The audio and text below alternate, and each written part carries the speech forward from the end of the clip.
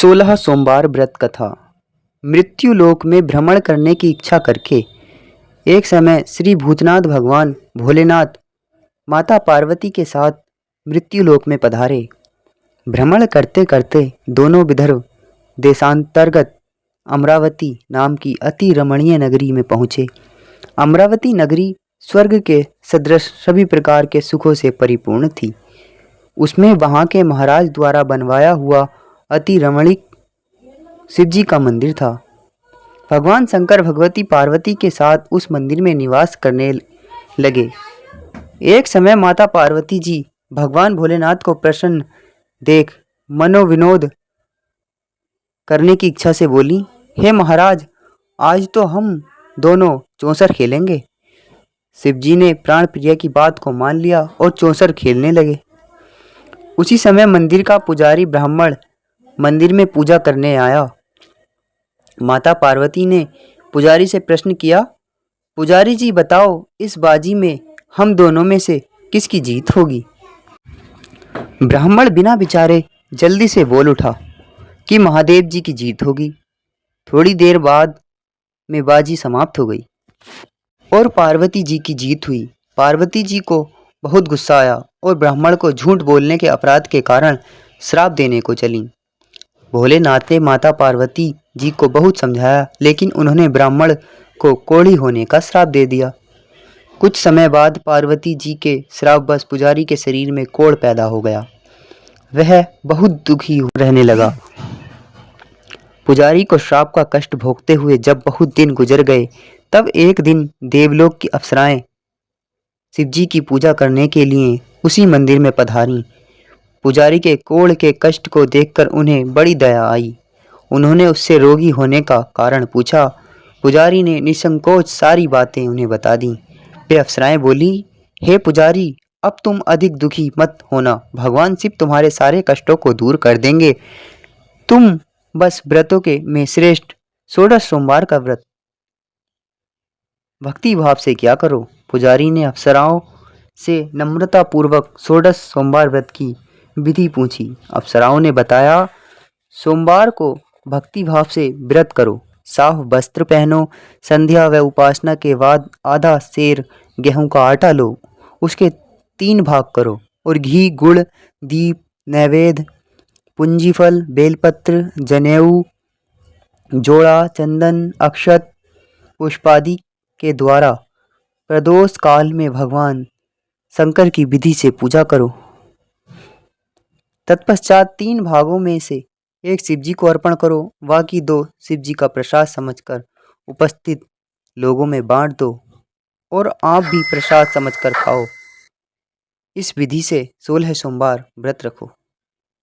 17वें सोमवार को पाव सेर पवित्र गेहूं के आटे की बाटी बनाओ, उसमें घी और गुड़ मिलाकर चूरमा बनाओ, भगवान भोलेनाथ को भोग लगाकर उपस्थित भक्तों में बांट दो। इसके बाद कुटुंब सहित प्रसाद लो तो शिवजी की कृपा से उसकी सभी मनोकामनाएं पूरी हो जाती हैं। ऐसा कहकर अप्सराएं स्वर्ग को चली गईं। ब्राह्मण ने यथाविधि 16 सोमवार व्रत किया तथा भगवान शिव की कृपा से रोग से मुक्ति पाकर आनंद से रहने लगा। कुछ दिन बाद शिवजी और पार्वती जी उस मंदिर में पुनः पधारे। ब्राह्मण को निरोग देखकर पार्वती जी ने ब्राह्मण से रोग से मुक्त होने का उपाय पूछा। ब्राह्मण ने 16 सोमवार व्रत कथा सुनाई। पार्वती जी बहुत प्रसन्न हुई, ब्राह्मण से व्रत की विधि पूछी और स्वयं व्रत करने के लिए तैयार हो गईं। व्रत करने के बाद उनकी मनोकामना पूरी हुई और उनके रूठे बेटे स्वामी कार्तिकेय स्वयं माता के आज्ञाकारी हुए। कार्तिकेय जी को अपना यह विचार परिवर्तन का रहस्य जानने की इच्छा हुई। वे माता से बोले, हे माता, आपने ऐसा कौन सा उपाय किया जिससे मेरा मन आपकी ओर आकर्षित हो गया? पार्वती जी ने वही 16 सोमवार व्रत कथा की कथा उनको सुना दी। कार्तिकेय जी ने कहा, इस व्रत को मैं भी करूँगा क्योंकि मेरा प्रिय मित्र ब्राह्मण बहुत दुखी दिल से परदेश गया है। मेरी उससे मिलने की बहुत इच्छा है। कार्तिकेय जी ने भी इस व्रत को किया और उनका प्यारा मित्र मिल गया। मित्र ने इस आकस्मिक मिलन का भेद पूछा तो कार्तिकेय जी ने बोले, हे मित्र, हमने तुम्हारे मिलने की इच्छा करके 16 सोमवार का व्रत किया था। अब तो ब्राह्मण मित्र को अपने विवाह की बड़ी चिंता हुई। उसने कार्तिकेय जी से व्रत की विधि पूछी और यथाविधि व्रत किया। व्रत के प्रभाव से वह जब वह किसी कार्य से विदेश गया तो वहां के राजा की लड़की का स्वयंवर था। राजा ने प्रण किया था कि जिस राजकुमार के गले में सब प्रकार से श्रृंगारित हथीनी माला डालेगी, मैं उसी के साथ अपनी प्यारी बेटी का विवाह कर दूंगा। शिवजी की कृपा से वह ब्राह्मण भी उस स्वयंवर को देखने की इच्छा से राज्यसभा में एक ओर जाकर बैठ गया। नियत समय पर हथिनी आई और उसने जयमाला उस ब्राह्मण के गले में डाल दी। राजा ने अपनी प्रतिज्ञा के अनुसार बड़ी धूमधाम से अपनी कन्या का विवाह उस ब्राह्मण के साथ कर दिया और ब्राह्मण को बहुत सा धन और सम्मान देकर संतुष्ट किया। ब्राह्मण सुंदर राजकन्या पाकर सुख से जीवन व्यतीत करने लगा। एक दिन राजकन्या ने अपने पति से प्रश्न किया, हे प्राणनाथ, आपने ऐसा कौन सा भारी पुण्य किया था जिसके प्रभाव से हथिनी ने सब राजकुमारों को छोड़कर आपको वरण किया? ब्राह्मण बोला, हे प्राण प्रिय, मैंने अपने मित्र कार्तिकेय जी के कथनानुसार 16 सोमवार का व्रत किया था, जिसके प्रभाव से मुझे तुम जैसी रूपवान पत्नी की प्राप्ति हुई है। इस व्रत की महिमा सुनकर राजकन्या को बड़ी हैरत हुई। वह भी पुत्र की कामना करके इस व्रत को करने लगी। शिव जी की दया से उसके गर्भ में एक अति सुंदर, सुशील, धर्मात्मा और विद्वान पुत्र उत्पन्न हुआ। माता और पिता उस देव पुत्र को पाकर अधिक प्रसन्न हुए और उसका लालन पालन अच्छी प्रकार से करने लगे। जब पुत्र समझदार हुआ तो एक दिन उसने अपनी माता से प्रश्न किया कि हे माँ, तुमने कौन सा व्रत और तप किया है जो मेरे जैसा पुत्र तुम्हारे गर्भ से उत्पन्न हुआ? उसकी माता ने 16 सोमवार की व्रत कथा पुत्र को बताई। पुत्र ने सब तरह के मनोरथ पूरे करने वाले इस सरल व्रत को सुना तो वह भी राज्याधिकार पाने की इच्छा से हर सोमवार को यथाविधि यह व्रत करने लगा। व्रत शुरू करने के बाद एक देश के वृद्ध राजा के दूतों ने आकर उसको राजकन्या के लिए वरण किया। राजा ने अपनी बेटी का विवाह ऐसे सर्वगुण संपन्न ब्राह्मण युवक के साथ करके बड़ा सुख प्राप्त किया। वृद्ध राजा के दिवंगत हो जाने पर इसी ब्राह्मण को सिंहासन पर बैठाया गया, क्योंकि दिवंगत राजा के कोई पुत्र नहीं था। राज्य का उत्तराधिकारी होकर भी वह ब्राह्मण पुत्र 16 सोमवार का व्रत करता रहा। जब 17वां सोमवार आया तो विप्रपुत्र ने अपनी प्रियतमा से पूजन सामग्री लेकर शिव पूजा के लिए शिवालय में चलने को कहा, परंतु उसकी पत्नी ने उसकी आज्ञा की परवाह न की। दास दासियों द्वारा सब सामग्रियां शिवालय में भिजवा दी, परंतु स्वयं नहीं गई। जब राजा ने शिवजी का पूजन समाप्त किया तब आकाशवाणी हुई, हे राजा, अपनी इस रानी को राजमहल से निकाल दे, नहीं तो यह तेरा सर्वनाश कर देगी। यह आकाशवाणी सुनने के बाद राजा के आश्चर्य का ठिकाना न रहा। उसने मंत्रणागृह में आकर अपने सभासदों को बुलाकर कहा, मंत्रियों, मुझे आज शिवजी की आकाशवाणी हुई है कि राजा तू अपनी इस रानी को राज्य से निकाल दे, नहीं तो यह तेरा सर्वनाश कर देगी। राज्य के मंत्री और सभासद आदि सब विस्मय और दुख में डूब गए, क्योंकि जिस कन्या के कारण उसे राज्य मिला था, राजा उसी को निकालने की बात कह रहा था। यह कैसे हो सकता था? पर राजा के मंत्रियों की परवाह नहीं की।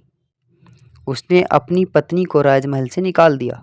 रानी दुखी हृदय से भाग्य को कोसती हुई राज्य से बाहर चली गई। बिना पदत्राण, फटे हुए वस्त्र पहने, भूख से दुखी हृदय से भाग्य को कोसती हुई चली जा रही थी कि उसकी अचानक एक बुढ़िया से भेंट हुई जो सूत काट कर बेचने जाती थी। रानी का करुण दशा देखकर वह बोली, चल तू मेरा सूत बिकवा दे, मैं बूढ़ी हूँ, भाव करना नहीं जानती हूँ। यह बात सुन रानी ने बुढ़िया के सिर से सूत की गठरी उतारकर अपने सिर पर रख ली। थोड़ी देर के बाद आंधी आ गई और बुढ़िया का सूत पोटली सहित उड़ गया। बेचारी बुढ़िया पछताती रह गई। उसने रानी को अपने से दूर रहने को कहा। इसके बाद रानी एक तेली के घर गई तो शिवजी के प्रकोप के कारण तेली के सभी मटके उसी क्षण चटक गए। तेली ने भी रानी को अपने घर से निकाल दिया। बहुत से दुख उठाते उठाती रानी एक नदी के किनारे गई तो नदी का सारा जल सूख गया। उसके पश्चात रानी एक जंगल में गई। वहां सरोवर में पानी पीने गई तो उसके हाथ का स्पर्श होते ही सरोवर का नीलकमल के समान जल असंख्य कीड़ोंमय होकर गंदा हो गया। रानी ने भाग्य पर दोष रोपण करते हुए उस जल को पीकर पेड़ की शीतल छाया में विश्राम करना चाहा, परंतु वह जिस पेड़ के नीचे विश्राम करती उस पेड़ के पत्ते तुरंत टूट कर गिर जाते थे। वन सरोवर जल की ऐसी दशा देख गौ चराते ग्वालों ने अपनी गोसाई जी से, जो उस जंगल में स्थित मंदिर में पुजारी थे, यह बात बताई। गोसाई जी के आदेशानुसार ग्वाले रानी को पकड़कर गोसाई जी के पास लाए। रानी की मुख कांति और शरीर शोभा देख गोसाई जी जान गए कि यह अवश्य ही कोई विधि की गति की मारी कुलीन स्त्री है। पुजारी ने रानी से कहा, पुत्री, मैं तुमको अपनी पुत्री के समान रखूंगा। तुम मेरे आश्रम में आकर रहो। मैं तुम्हें किसी प्रकार का दुख नहीं होने दूंगा। गोसाई जी के वचन सुनकर रानी को धीरज हुआ। वह आश्रम में रहने लगी। रानी को भोजन बनाती, उसमें कीड़े पड़ जाते। जल भर कर लाती, उसमें भी कीड़े पड़ जाते। रानी की यह दशा देख गोसाई जी भी बड़े दुखी हुए और रानी से बोले, हे पुत्री, तुम्हारे ऊपर कौन से देवता का प्रकोप है जिससे तुम्हारी ऐसी हालत हुई है। पुजारी जी की बात सुनकर रानी ने शिवजी महाराज के पूजन का बहिष्कार करने की बात बताई तो पुजारी जी शिवजी महाराज की अनेक प्रकार से स्तुति करते हुए रानी से बोले कि पुत्री, तुम सब मनोरथ पूरे करने वाले 16 सोमवार व्रत को करो, उसके प्रभाव से इस कष्ट से मुक्त हो सकोगी। गोसाई जी की बात मानकर रानी ने 16 सोमवार व्रत किए। 17वें सोमवार को विधि विधान सहित पूजन किया। उस पूजा के प्रभाव से राजा के हृदय में विचार आया कि रानी को गए हुए बहुत समय बीत गया, न जाने कहाँ कहाँ भटकती होगी, उसे ढूंढना चाहिए। यह सोचकर रानी को तलाश करने के लिए राजा ने चारों दिशाओं में दूत भेजे। वे दूत रानी को तलाश करते हुए गोसाई जी के आश्रम में पहुंचे।